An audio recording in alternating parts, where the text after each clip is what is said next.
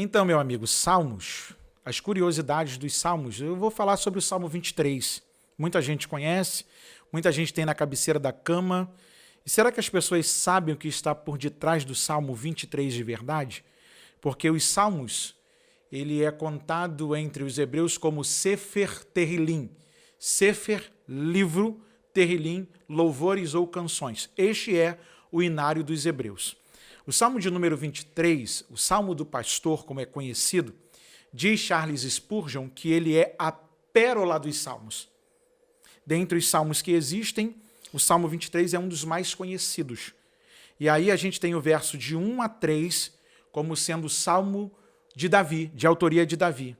Mas, Paulo, o que você está dizendo? Os versos 5 e 6, a crítica textual, e aí eu aponto aqui um grande teólogo brasileiro chamado Leonardo Boff, ex-frei, que escreveu sobre o Cântico do Hospedeiro. Ele fala sobre o Salmo do Pastor. E aí ele vai dizer que preparas uma mesa perante mim na presença dos meus inimigos, unges a minha cabeça com óleo, o meu cálice transborda. Certamente que bondade e misericórdia me seguirão todos os dias da minha vida e habitarei na casa do Senhor por longos dias ou para todo sempre.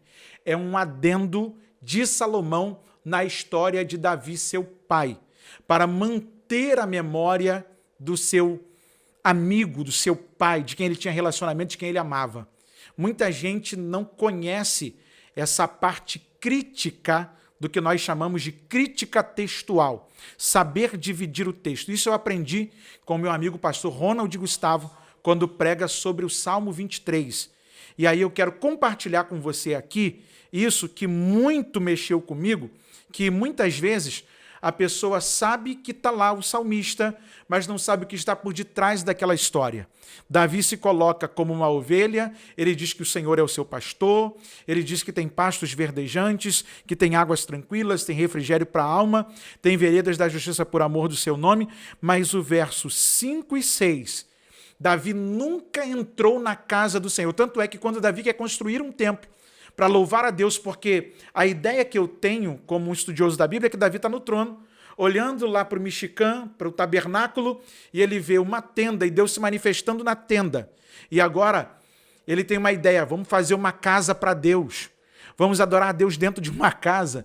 E aí Deus impede Davi de construir uma casa para ele, mas permite que seu filho Salomão construa esta obra para louvor, para que os homens se aproximem de Deus, engrandeçam a Deus, e aí então você vai ver Salomão escrevendo a respeito da memória de Davi e acrescentando, fazendo um adendo na história do Salmo do Pastor, do grande Salmo do Pastor: preparas uma mesa perante mim na presença dos meus inimigos, unges a minha cabeça com óleo, e o meu cálice faz transbordar. Certamente que bondade e misericórdia me seguirão todos os dias da minha vida e habitarei na casa do Senhor para todo sempre.